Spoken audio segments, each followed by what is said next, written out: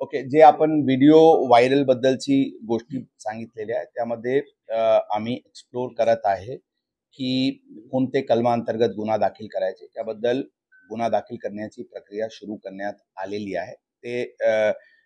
त्यामध्ये आवश्यक कारवाई करण्यात येईल. प्राथमिक तपास त्या प्रकरणाचे प्राथमिक चौकशीमध्ये कोण व्यक्ती ही व्हिडिओ तयार केलेले आहे त्या निष्कर्षावर भौतिक पोहोचण्यात आलेली आहे.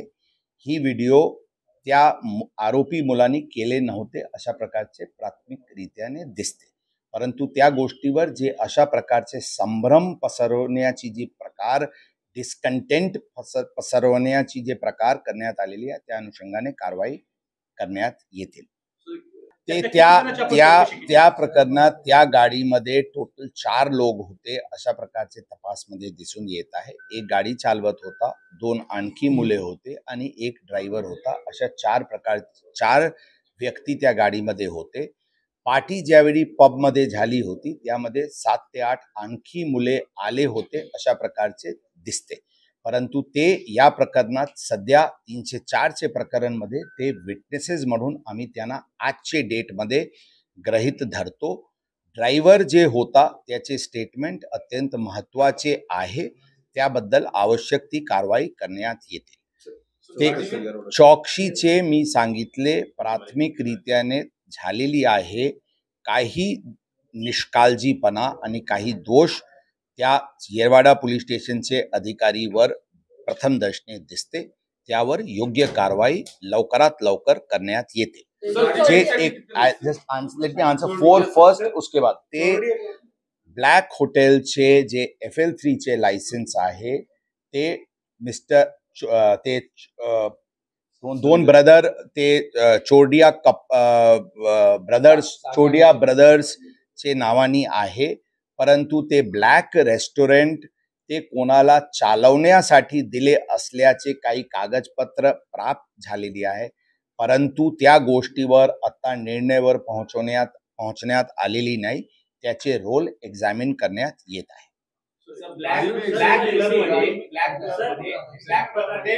हिंदी चलेगा?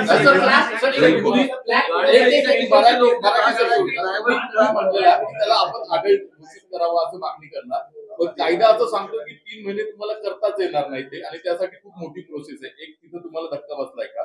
सेकंड, तुम्ही म्हणलात की त्याला रिमांड होम रिहॅबिलिटेशन सेंटर मध्ये पाठवायचं, पण आपली प्रेयर अशी होती की त्याला बाहेर धोका आहे म्हणून तिथे ठेवा, शिक्षा म्हणून नाही. ऐसा नाही है, तशा नाही है गोष्ट. आपण जर फर्स्ट डेचे प्रेयर पण रेकॉर्डवर आहे जे आपण आमचे बघितले, तर आमची प्रेयर हे आहे की जे तरतूद आहे to try as an adult, ते बघत ती to try as an adult आहे, not to remand him as an adult अशी प्रोव्हिजन कायद्यात नाही आहे. ट्रायल ॲज एन एडल्ट म्हणजे 60 दिवस किंवा 90 दिवसचे आतमध्ये चार्जशीट दाखल करावा लागते. या केसमध्ये 90 दिवसची टाइम आहे. आता आम्ही लवकरात लवकर त्यामध्ये चार्जशीट दाखल करू.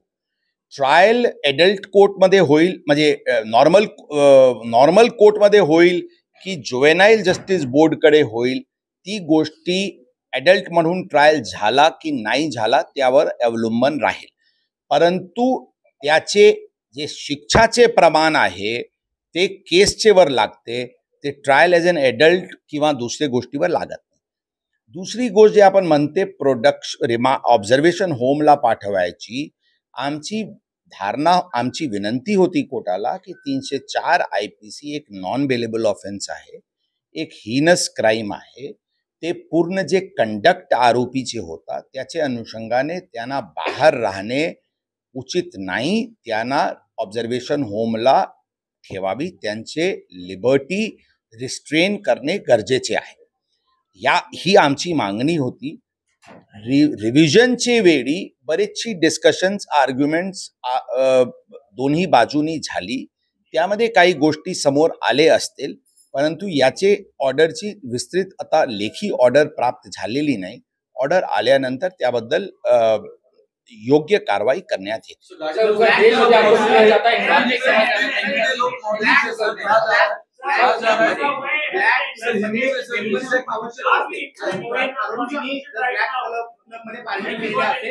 कुणाची मेंबरशिप तिथे वापरलेली होती आणि ज्यांची मेंबरशिप वापरले त्यांना जर अल्पवयीन आरोपी आहे ते माहित असेल तर त्यांच्यावर तुम्ही काय कारवाई करणार?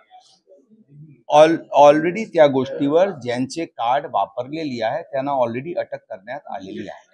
सर अगर रोज आपको सुन रहा है, देख रहा है, हिंदी में आपसे सवाल करना चाहेंगे कि आखिर एक सेकंड सर, आखिर ड्राइविंग सीट पर कौन था? अलग अलग वर्जन सामने आ गए हैं.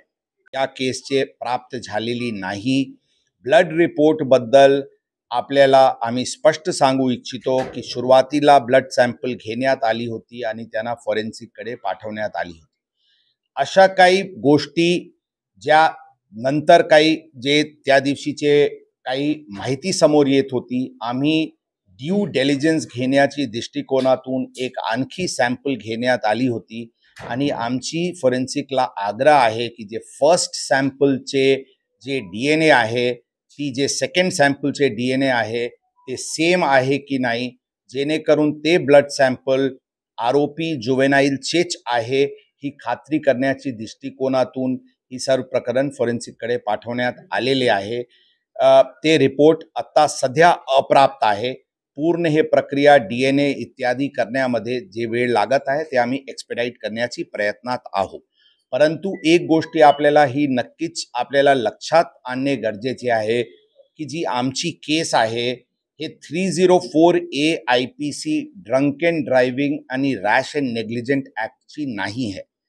आमची केस हे 304A मध्ये एका व्यक्ती पूर्णपणे दारूचे नशेत कोणताही प्रकारची सेन्सेसमध्ये नसताना एका ॲक्सिडेंट घडला तर ते 304A IPC होतो, ज्यांच्यावर 3 वर्षाची सजा आणि ते बेलेबल ऑफेन्स असतो.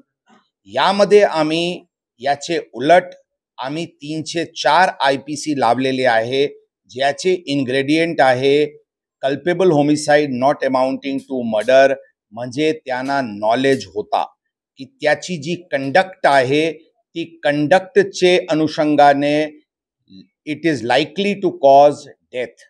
म्हणजे त्यांची जी कंडक्ट होती जुवेनाईल असणे, एक मोठा साईजचे महाग गाडी ऑटोमॅटिक सारखे गाडीचे ड्रायव्हिंग व्हीलवर बसणे, एका पबमध्ये जाऊन दारू पिणे, नंतर दुसऱ्या पबला जाऊन परत दारू पिणे आणि नंतर एक नॅरो स्ट्रीटवर ज्यावेळी तिथे भरपूर क्राऊड असते, भरपूर रहदारी असते, तिथे भरधाव वेगाने वाहन चालवणे ही त्यांना पूर्ण नॉलेज होती की त्यांचे या कृत्यामुळे ते अशा प्रकारचे जीवितास हानी होऊ शकतो.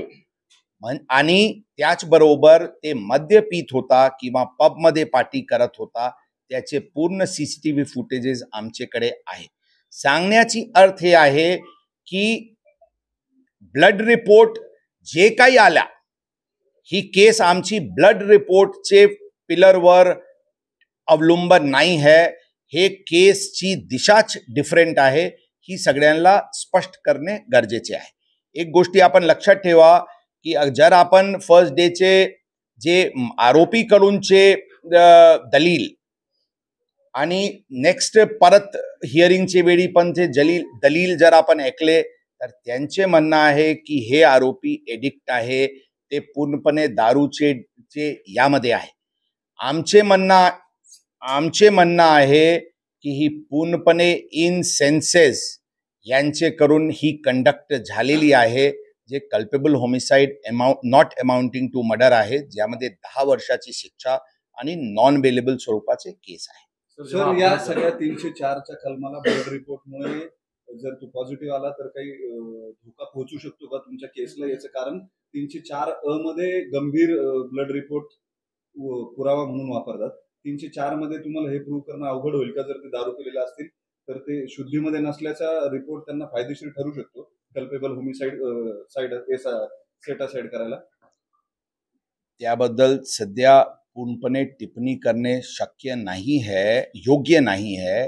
परंतु मी सांगतो की आमची केस आहे की ते फुली इन सेन्सेस होता आणि ते इतके ड्रंक की त्यांना काही कळतच नव्हता अशी ही प्रकरण नव्हती.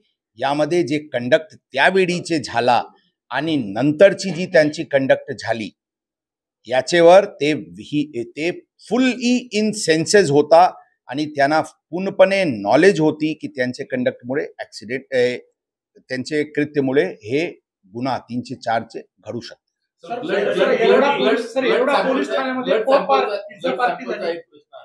तुम्ही म्हणलं की 2 ब्लड सॅम्पल घेतले 2 वेगवेगळ्या वेळी. पहिला ब्लड सॅम्पल त्याचाच घेतलाय की नाही घेतला याच्यावर शंका होती. फर्स्ट ब्लड सॅम्पल झाली होती. फर्स्ट ब्लड सॅम्पल मध्ये अल्कोहोलचे कंटेंट वगैरेबद्दल विचारणा करण्यात आली. अशा प्रकारचे प्रकरणामध्ये पूर्ण कॉशनचे दृष्टिकोनातून एक आणखी ब्लड सॅम्पल घेणे गरजेचे आहे अशा आम्हाला वाटला, जेणेकरून पुढचे काळात जरी काही शंका असतील की ते ब्लड सॅम्पल्स मॅनिप्युलेट करण्यात आलेली आहे तर त्याबद्दल आम्हाला नक्की निर्णयावर पोहोचता येईल. म्हणून as a matter of abundant precaution he sample घेण्यात आली. 2 FIR काढण्यात आल्या या प्रकरणामध्ये. आरोप केला जातोय त्याचे सीसीटीव्ही फुटेज अजून का तुम्ही साईड करत नाही? नेमकं पिझ्झा पार्टी झाली की नाही राहिली हे अजून तुम्ही सांगत नाही यात. नाही नसेल तर पोलीस ठाण्यात सीसीटीव्ही फुटेज आहे. आम्ही स्पष्टपणे सांगितले, आम्ही या गोष्टीवर स्पष्टपणे आता सांगितलेले आहे की अशा कोणताही आरोपमध्ये आतापर्यंतची चौकशीत काही गोष्टी आढळून आलेली नाही. परंतु ही गोष्टी आम्ही सांगितलेली आहे की सुरुवातीला काही घटनाक्रम जे व्हायला पाहिजे होता ती झालेली नाही रात्रीचे काळात, त्याबद्दल ऑलरेडी निष्कर्षवर पोहोचले. येरोडा पोलिसांच्या भूमिकेविषयी प्रश्नचिन्ह निर्माण केले जात आहे सर. येरोडा पोलीस स्टेशनमध्ये सीसीटीव्ही आपण जाहीर का करत नाही की त्या दिवशी त्या कालावधीत नेमकं काय काय झालं ते समोर येईल? बरोबर आहे, मी सांगितले की जे पिझ्झा पार्टी वगैरे बद्दलची या प्रकरणात कोणताही तथ्य दिसून आलेली नाही, परंतु काही गोष्टी आहेत ज्याच्यावर कारवाई करण्यात येईल.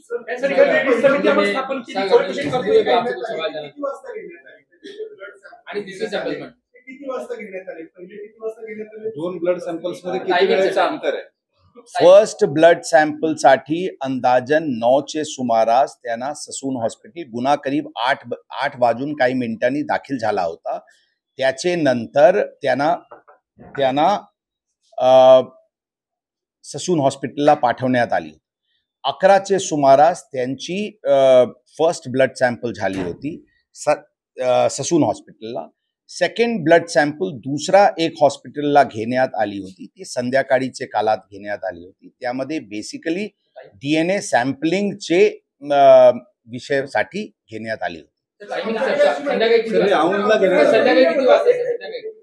किती वाजता 7 ते 8 वाजेच्या हॉस्पिटल गाडीमध्ये त्याला पिझ्झा खायला देण्यात आला अशी माहिती आहे. या बाबतीमध्ये चौकशी होणार आहे. आम्ही पूर्ण एक जे घरातून जे व्यक्ती बाहेर पडला त्यापासूनचे ऍक्सिडेंट पर्यंत तपासाची दृष्टिकोनासाठी आणि त्याचे नंतर काही काळात जे त्यांना त्यांचे पोलीस स्टेशनचे कडे घेऊन जाताना ती कंडक्ट ते पण गुन्ह्यासाठी आणि नंतरची जी आरोप झाली होती तपास यंत्रणेवर त्याच्यासाठी एक CCTVs आणि एक ठिकाणाचे रजिस्टर किंवा जे काही डॉक्युमेंट्स आहे ते जप्त करण्यात येत आलेले आहे. फॉर एक्झाम्पल, ते ज्यावेळी घरातून बाहेर पडला त्यावेळी त्यांचे घराते सिक्युरिटी गार्डचे रजिस्टरमध्ये नमूद आहे की ही गाडी ते मुला घेऊन बाहेर पडलेले आहे. अशा प्रकारचे एक घटनाक्रम चे तपास पोलीस यंत्रणा करत आहे, जेणेकरून एव्हिडन्स स्ट्रॉंग राहील की ही गाडी हीच मुला चालवत होता. कारण ही गोष्टी खरी आहे की ते त्या काळात यामध्ये ड्रायव्हर बदलण्याची प्रयत्न झाली होती. ही बाबी आमची चौकशीमध्ये समोर आलेली आहे. म्हणून ज्यांनी अशा प्रकारचे एव्हिडन्समध्ये हस्तक्षेप करण्याची कारवाई केली त्याचेवर 201 अंतर्गत पुरावा नष्ट करण्याची दृष्टिकोनातून पण कारवाई करण्यात येईल. कारण मी रिपीट करतो, त्या काळात ज्यावेळी घटना घडली काही घटनाक्रम दिसून येत आहे की ड्रायव्हर बदलण्याची म्हणजे आरोपी जुवेनाईल हे गाडी चालवत नव्हता आणि दुसरा कोणी गाडी चालवत होता, अशा प्रकारची काही गोष्टी करण्याची प्रयत्न झाली होती, जे पोलिसांनी निष्फल म्हणजे होऊ दिला नव्हता. परंतु ती जी अटेम्प्ट पण झाली होती, ती अटेम्प्ट टू डिस्ट्रॉय एव्हिडन्स चे कलम पण चे दृष्टिकोनातून पण आम्ही तपास करत आहोत आणि त्या अनुषंगाने आवश्यक कारवाई करण्यात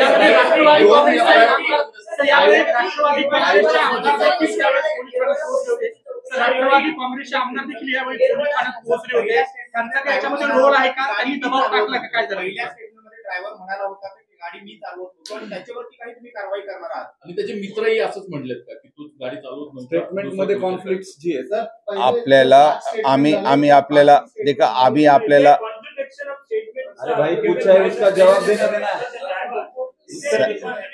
जस्ट लिसन आम्ही सांगितले की यामध्ये आता सगळी गोष्टी आता सांगणे उचित नाही होणार, परंतु मी आपल्याला सांगितलेले आहे, मी रिपीट करतो की त्या काळात काही घटनाक्रम जेनेवर ड्रायव्हर बदलण्याची प्रयत्न करण्यात आली होती, ही गोष्टी समोर आलेली आहे. म्हणून 201 IPC डिस्ट्रक्शन ऑफ एव्हिडन्स अंतर्गत पण कारवाई करण्यात येतील.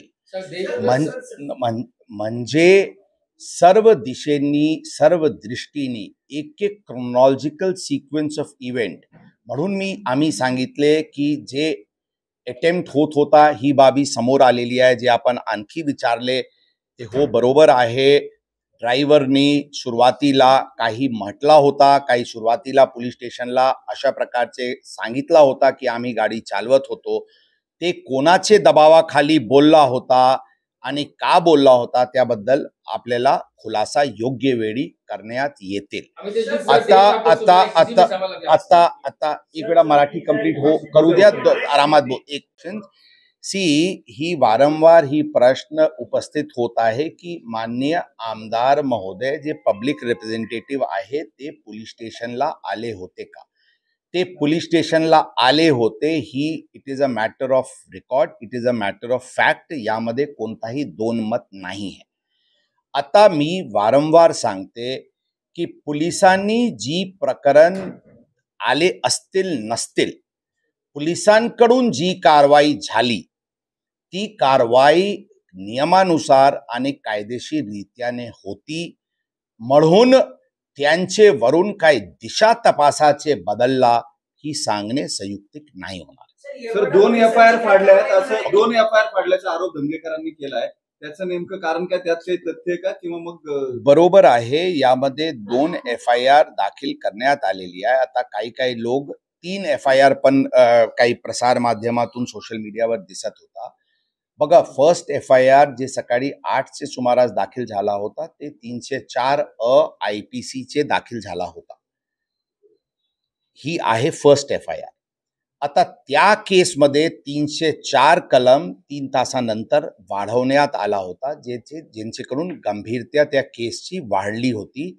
ती अंदाजन 11 ते 12चे सुमारास त्यामध्ये 304 लावण्यात आला होता. अशा प्रकारचे काही संभ्रम आहे की ही 2 FIR आहे, ही एकच FIR आहे आणि ही सगळ्यांचे क्लॅरिफिकेशनसाठी ही त्याच दिवशी सकाळी लावण्यात आली होती. प्रेस आउटरेज किंवा मीडिया आउटरेज किंवा पब्लिक आउटरेजची नंतर लावण्यात आली होती ही गोष्टी नाही आहे. ती त्याच दिवशी सकाळी फोरनूनमध्येच जे कालात लावण्यात आली होती आणि त्याचे विस्तृत स्टेशन डायरी एंट्री आहे आणि त्याचेबद्दल विस्तृत कोर्टाला त्या दिवशी दुपारी जे अर्ज करण्यात आला होता त्यामध्ये ती पण कलमची उल्लेख आहे.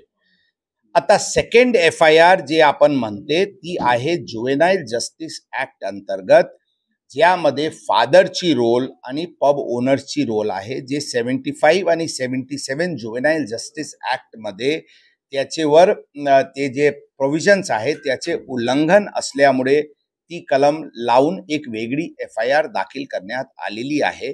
त्यामध्ये कोणताही गैर आहे किंवा अनुचित आहे हे नाही आहे. इनफॅक्ट अशा प्रकारचे कारवाई फादरवर आणि पब संचालकांवर प्रॉबेबली फर्स्ट टाइम किंवा फारशी कमी अशा ओकेजन असतील जिथे अशा प्रकारची कारवाई फादर ऑफ अ जुवेनाईल आणि पब संचालकांवर झालेली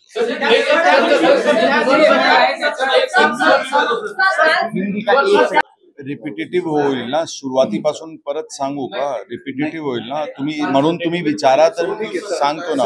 गेले 3 दिवस तपास जो सुरू झालाय त्या तपासात काय प्रगती आहे,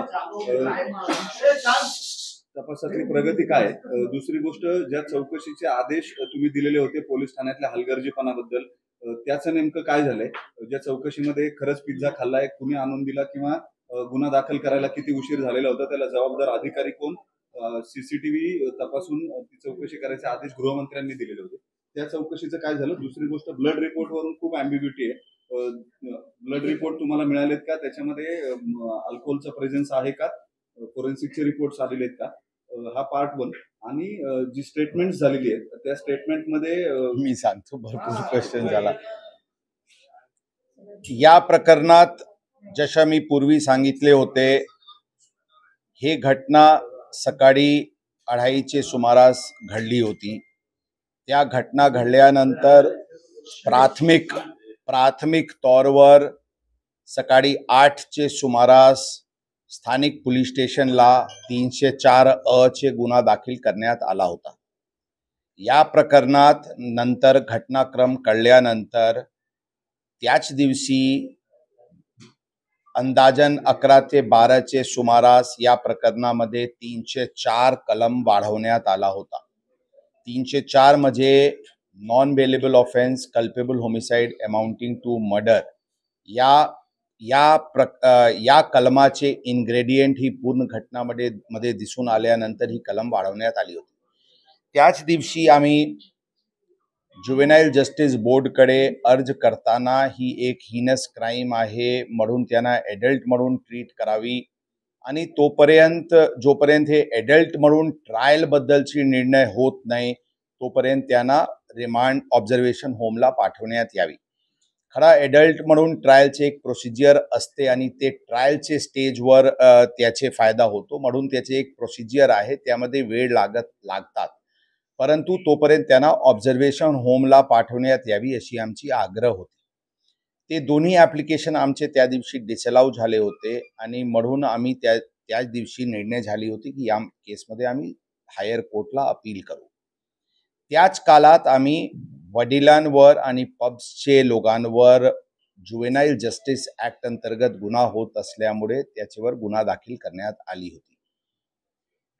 304चे केसमध्ये आम्ही अपील केले होते. त्या अपीलमध्ये आम्हाला परत जुवेनाईल जस्टिस बोर्डकडे आपण जावी, जेणेकरून आम्ही परत जुवेनाईल जस्टिस बोर्डकडे गेले आणि जुवेनाईल जस्टिस बोर्डनी आमची ॲप्लिकेशन अलाउ करून त्यांना ऑब्झर्वेशन होमला 14 दिवसासाठी 5 जूनपर्यंत पाठवलेली आहे. आणि ॲडल्ट म्हणूनचे जे ट्रायल व्हावी, ट्रायलचे स्टेजवर ॲडल्ट म्हणून ट्रायल व्हावी याच्यासाठी ते प्रोसिजर इनिशिएट करण्याची कारवाई जुवेनाईल जस्टिस बोर्डकडून झालेली आहे. ते प्रकरण जुवेनाईल जस्टिस बोर्डकडे चालू आहे. त्याच काळात जे जुवेनाईल जस्टिस ॲक्ट अंतर्गत गुन्हा दाखल करण्यात आला होता त्यामध्ये सर्व आरोपी इन्क्लुडिंग जे फादर आहे जुवेनाईल एक्यूजचे त्यांना सगळ्यांना अटक करण्यात आली होती. त्यांना काही आरोपीला 4 दिवस, काही आरोपीला 3 दिवस PCR भेटली होती. आज त्याचे PCR संपत आहे. आम्ही दोन्ही केस अत्यंत बारकाईने, अत्यंत संवेदनशीलताने तपासत आहे आणि एक चांगली केस, स्ट्रॉंग केस, जे आरोपी विरुद्ध जे गाडीचे ॲक्सिडेंट जे 304 कल्पेबल होमिसाइड अमाउंटिंग टू मर्डरची केस आहे त्यामध्ये वॉटरटाईट केस तयार करण्याची दृष्टिकोनातून त्याचे विषयी आवश्यक एव्हिडन्स आणि ते एव्हिडन्स टेक्निकल एव्हिडन्स आणि त्या प्रकरणात कोणी एव्हिडन्स नाश करायची प्रयत्न केला का, हे सर्व गोष्टीवर ते ACP दर्जाचे अधिकारी त्या प्रकरणाची तपास करत आहे. जे जुवेनाईल जस्टिस ॲक्टची जे गुन्हा दाखल झालेली आहे त्याच्याबद्दल एक वॉटरटाईट केस तयार करणे, ज्यामध्ये 75 आणि 77चे जी काही इन्ग्रेडियंट आहे लहान मुलाला दारू देणे किंवा एका पेरेंटनी ते गाडी जुवेनाईलला प्रोव्हाइड करणे, त्यांच्याकडून असे कृत्य घडतील अशा प्रकारचे त्यांच्याकडून दिरंगाई होणे, या सर्व गोष्टीवर क्राईम ब्रांच करून स्ट्रॉंग तपास सुरू आहे. या दोन्ही प्रकरणची तपास करून लवकरात लवकर विक्टिमला जस्टिस मिळेल आणि आरोपीला सजा मिळेल याच्यासाठी आम्ही प्रयत्नशील आहे. यामध्ये स्पेशल काउन्सिल्स, दोन्ही केसमध्ये स्पेशल काउन्सिल्सची नियुक्तीविषयीची प्रक्रिया सुरू करण्यात आलेली आहे, जेणेवरून आमचे बाजू कोर्टात ठामपणे आणि स्ट्रॉंगली मांडण्यात येईल. त्यासाठी पण आमच्याकडून उपाययोजना सुरू आहे. मध्ये मध्ये पोलिसांनी किंवा काही लोकांकडून दिरंगाई झाली किंवा काही मॅनेज झाले या विषयावर तक्रार येत आहे. या विषयावर आम्ही स्पष्टपणे सांगू की नंबर 1, जे या अशा प्रकारचे घटनामध्ये जे काही मार्ग, कायदेशीर मार्ग शक्य होता, जे सर्वात स्ट्रिंजेंट मार्ग जे शक्य होता, त्या मार्गावर पोलीस सुरुवातीपासून चालत आहे. सुरुवातीपासून म्हणजे यावेळी 304 IPCचे कलम लागला, त्यापासून पोलीस पूर्णपणे सक्तीचे मार्गावर चालत आहे. म्हणून काही दबाव आला किंवा काही दिरंगाई झाली असे म्हणणे शक्य नाही, म्हणणे उचित नाही. परंतु जे सुरुवातीचे काळात 304 का स्थानिक पातळीवर लावण्यात नाही आला किंवा या सर्व गोष्टीबद्दल ऑलरेडी किंवा आरोपीला काही सुविधा पुरवण्यात आली, या विषयावर पूर्णपणे चौकशी सुरू आहे. चौकशीमध्ये आत्तापर्यंत काही सुविधा वगैरे पुरवण्याची बाबीमध्ये तक्रारीमध्ये कोणत्याही प्रकारचे तथ्य दिसून आलेली नाही. काही प्रकरणात फिर्यादीकडून किंवा आय विटनेसला काही दुर्व्यवहार झाली अशा प्रकारची पण तक्रार प्रसार माध्यमाच्या मार्फतीने काही प्रकरण समोर आला होता. त्या विषयावर पण चौकशी करण्यात येत आहे. जर कोणी आय विटनेसला काही अडचण झाली असल्याची बाबी निर्देशनास आली, अशा पोलीस अधिकारी कर्मचारी विरुद्ध पण अत्यंत कडक कारवाई करण्यात येईल. जनताला आमचे आव्हान राहील, आम्ही ठामपणे सांगतो की पोलीस यामध्ये जे काही सक्ती जे पॉसिबल आहे ते आम्ही पूर्णपणे करू आणि या केसला लॉजिकल कन्क्लुजन पर्यंत घेऊन जाऊ. एक मिनिट, प्रश्न होऊ द्या. सर, ते ब्लड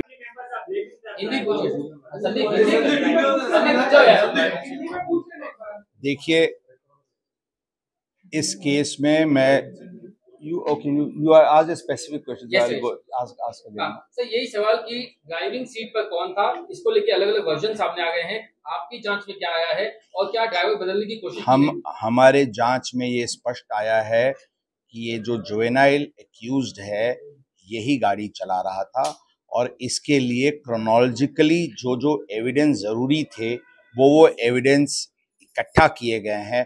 उदाहरण के तौर पे जब वो घर से निकला था, उसके घर के सिक्योरिटी गार्ड के पास की जो रजिस्टर है उसमें पहली एंट्री है कि ये लड़का, ये आरोपी ये गाड़ी लेके निकला है. इस प्रकार के सीसीटीवी फुटेजेस और अलग अलग एविडेंस, टेक्निकल एविडेंस के तौर पे ये हमारी निश्चित हुई है कि ये गाड़ी ये जुवेनाइल एक्यूज चला रहा था. इसके साथ साथ आई विटनेसेस की स्टेटमेंट भी हमारे पास है जो टेक्निकल एविडेंस को कोरोबरेट करती है. इसमें हमने बताया कि इस प्रकार की कुछ अटेम्प्ट घटना होने के कुछ घंटों में करने का प्रयत्न किया गया था कि इसमें ड्राइवर, ये एडल्ट ड्राइवर ये गाड़ी चला रहा था और ये आरोपी ये गाड़ी नहीं चला रहा था. इस तरह की बात सामने आ रही है. इसकी हम पूरी तरीके से तहकीकात करके जो भी इस प्रकार का प्रयत्न किया उसके विरुद्ध 201 IPC एविडेंस डिस्ट्रक्शन के तहत कार्रवाई की जाएगी. सर, एक जो आपने इंटरनल इंक्वायरी के लिए जो एक टीम बनाई है वो क्या जांच कर रही है, किन आरोपों की जांच? इंटरनल इंक्वायरी में कुछ लैप्सेस लोकल पुलिस स्टेशन के अधिकारी के बारे में आई है, उनके विरुद्ध जल्दी से जल्दी सख्त कार्रवाई की जाएगी। सर, आपने गाड़ी में बताया वही ब्लड हाँ। सैंपल सर आपने अलग अलग कलेक्ट किए हैं वो सर, क्या ब्लड सैंपल्स शुरू में एक ब्लड सैंपल ससून हॉस्पिटल में नियम के अनुसार हुआ था, जिसको जो कि सुबह आरोपी को 9 के आसपास ससून हॉस्पिटल में गुना दाखिल होने के बाद भेजा गया था। वो गुना दाखिल होने के बाद ब्लड सैंपलिंग ली गई थी। इसमें चूंकि ये सेंसिटिव केस था, as a matter of abundant precaution blood sample बदली तो नहीं गई। इसको एश्योर करने के लिए, इसको श्योरिटी के साथ वो करने के लिए शाम को इस आरोपी का एक और ब्लड सैंपल लिया गया था और दोनों सैंपल्स फोरेंसिक डिपार्टमेंट को भेजे गए हैं, ताकि वो फर्स्ट सैंपल और सेकंड सैंपल एक ही डीएनए का, एक ही व्यक्ति का है, इसको निश्चित करने के लिए ये कार्रवाई की गई। सर, क्या ये ब्लड सैंपल रिपोर्ट से या डीएनए की रिपोर्ट से ड्रग्स कंज्यूम किया था किन्हीं पार्टी में, ये भी सामने आ सकता है क्या? जरूर, जो भी ब्लड की सैंपल जो रिपोर्ट के लिए भेजी गई है, उसमें अल्कोहल, ड्रग्स या और भी कोई बैंड सब्सटेंसेस का यूज हुआ है या नहीं, ये सभी बात सामने आ सकती है। 5.5 घंटे का डिले हुआ था ब्लड सैंपल कलेक्ट करने में। करीब 5.5 घंटे, 2:30 बजे का अगर इंसिडेंट है तो आपके बताने के मुताबिक 8 बजे सुबह ब्लड सैंपल पहला कलेक्ट किया है। 8 बजे के आसपास 8 बजे के आसपास इस प्रकरण में फर्स्ट जो 304 अ का एफआईआर था वो रजिस्टर किया गया था। उसके बाद उसको सैंपल के लिए, उसको ब्लड मेडिकल एग्जामिनेशन के लिए भेजा गया था और जो एग्जैक्टली जो सैंपल कलेक्ट की गई है वो 11 के आसपास कलेक्ट की गई है। उसमें ज़रूर ये एक लैप्स ऑफ टाइम है, लेकिन मैं ये बताना चाहूँगा कि इसमें ब्लड के रिपोर्ट के ऊपर हमारा ये 304 आईपीसी का केस टिका हुआ नहीं है। इन स्पाइट और despite the blood test report, हमारी केस 304 आईपीसी की है, जिसमें हम नॉलेज की बात कर रहे हैं कि आरोपी की जो कंडक्ट थी और जो सीक्वेंस ऑफ इवेंट्स था, उससे आरोपी ये फुल नॉलेज में था कि उससे किसी की जान जा सकती है, इसलिए ये 304 आईपीसी की केस दाखिल की गई। सर, बात करने के बाद आपने कहा था कि जिस प्रकार से सुनील टिंगरे आए थे वो एक पब्लिक रिप्रेजेंटेटिव है and he can come at any police station, but in a confrontation to Republic TV he mentions that कि वो विशाल अग्रवाल के कहने पर वहां पहुंचे थे, विशाल अग्रवाल के वो नौकर हैं। तो क्या इस प्रकार का कन्फेशन आने के बाद पुलिस अब क्या टेम्परिंग ऑफ इवेंट्स या किसी प्रकार का राजनीतिक प्रभाव उन्होंने डाला, इस दिशा में आप जांच करेंगे क्या? Will you investigate in this way? देखिए, हम विशाल Agarwal and hence he went into the police station. I am not aware of any what he said or what transpired on a particular news channel. I have not seen it. I will not be able to comment on it. But I can only tell you that all angles are being investigated. And I did say earlier, a while back, that yes, there was some attempt by the father of the accused to change the driver. That has come to light, and we are exploring application of section 201 IPC in the said case. As far as any public representative is concerned, I still say that the police station is a public premise. Anyone can come, no one can be stopped from entering the police station. However, we are very, very sure and we are very, very clear that no extraneous circumstances decides or affects the course of action which the police has to take. I am very, very sure, and with full confidence I am saying that the action, the path which the police has taken was the legally most correct path which we have taken. So there is no question of any extraneous circumstance affecting the course, the path which the police took. Sir, एक और चीज को लेकर के अलग अलग version आ गया है, उस पर चाहिए कि थोड़ी सी हमें जानकारी मिले। गाड़ी की चाबी और एक क्रेडिट कार्ड क्या ग्रैंडफादर ने दिया था? क्या फादर को इस बात का पता था कि क्लब से निकलने के टाइम आरोपी देखिए, नशे में अभी था? अभी हम सिर्फ इतना बताना चाहेंगे कि इस पे डिटेल बता चुके हैं। अभी कुछ कुछ पूरी माइनर डिटेल्स इन्वेस्टिगेशन की प्रसार माध्यम के माध्यम से डिस्क्लोज करना उचित नहीं रहेगा। हम सिर्फ आपको शॉर्ट में इतना ही बताना चाहेंगे कि एविडेंस इन्वेस्टिगेशन पूरी कॉम्प्रिहेंसिव तरीके से शुरू है और हर एंगल को इन्वेस्टिगेट किया जा रहा है।